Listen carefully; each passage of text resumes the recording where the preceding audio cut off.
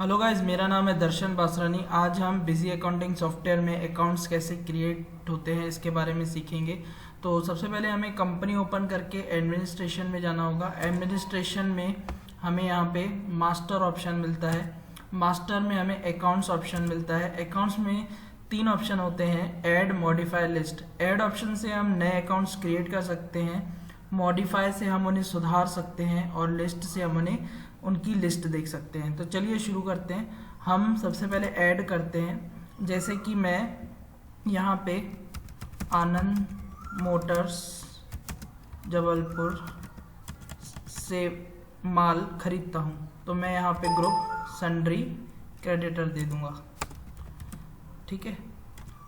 और यहाँ पे मैं उसका ओपनिंग बैलेंस, जो भी उसका ओपनिंग बैलेंस है वो यहाँ दे दूँगा। उसके बाद यहाँ पे मैं कंट्री, यहाँ पे स्टेट, और यहाँ पे अगर पार्टी जीएसटी में रजिस्टर्ड है तो रजिस्टर्ड, नहीं तो अनरजिस्टर्ड ऑप्शन यूज़ करूँगा। अभी मेरे पास जीएसटी नंबर नहीं है तो मैं यहाँ पे अनरजिस्टर्ड ऑप्शन यूज़ करूँगा। उसके बाद यहाँ पे कंपनी का आधार नंबर और आईटी पैन, ईमेल आईडी लिख सकते हैं, मोबाइल नंबर लिख सकते हैं। और दोस्तों, ये maintain bill bye bill option होता है। इस ऑप्शन के तहत आप बिलिंग एडजस्टमेंट्स कर सकते हैं।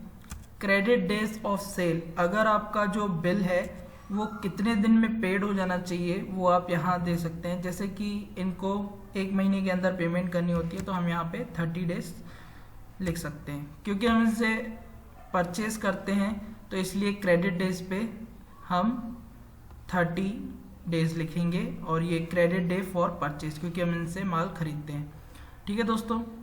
इसके बाद अगर हमारा यहाँ पे सेल टाइप अगर फिक्स है तो हम यहाँ पे दे सकते हैं, लेकिन वो बाद की बात है, अभी हम नॉर्मली सीखेंगे। यहाँ पे हम सीधे सीधे एंटर करके बेनिफिशियरी नेम, यहाँ पे आप उस फर्म के बैंक अकाउंट की डिटेल दे सकते हैं जिसमें आप उसे पेमेंट करेंगे, और आप एंटर करके इसे सेव कर सकते हैं। अगर उसके पिछले साल के 1,58,247 के आपके पास बिल नंबर है, जैसे सपोज मेरे पास उसका बिल है 235 नंबर, लगभग मार्च महीने की 25 तारीख का, तो यहाँ पे हम उसे दे सकते हैं और यहाँ पे उसकी रकम दे सकते हैं। और यहाँ पे हम एक दूसरा बिल भी दे सकते हैं कि जो पेंडिंग हो। जैसा कि आप देख सकते हैं, हम इसे सेव कर सकते हैं।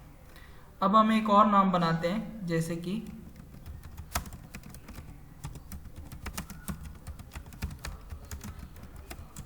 इसे हम माल बेचते हैं दोस्तों, तो इसका ग्रुप हम सन्ड्री डेप्टर्स रखेंगे, क्योंकि जिन्हें हम माल बेचते हैं उनका ग्रुप सन्ड्री डेप्टर होता है। ओपनिंग बैलेंस आप यहाँ पे दे सकते हैं अगर उसका ओपनिंग बैलेंस है तो, और यहाँ पे आप उसका एड्रेस और कंट्री और स्टेट दे सकते हैं। यहाँ पे आप उसको रजिस्टर अनरजिस्टर कर सकते हैं। अगर वो जीएसटी में रजिस्टर है तो उसका रजिस्टर करके आप उसका जीएसटी नंबर लिख सकते हैं। अगर आपके पास नहीं है तो अभी थोड़ी देर के लिए अनरजिस्टर कर सकते हैं। उसके बाद गाइस सेम वही चीज़ें हैं। अगर आपको उसका बिल वाइज मेंटेन करना है तो यस करिए, और यहाँ पे क्रेडिट डेज, अगर उसको 15 दिन के अंदर हम उससे पेमेंट लेते हैं तो कंडीशन होती है, तो यहाँ पे आप क्रेडिट डेज दे सकते हैं।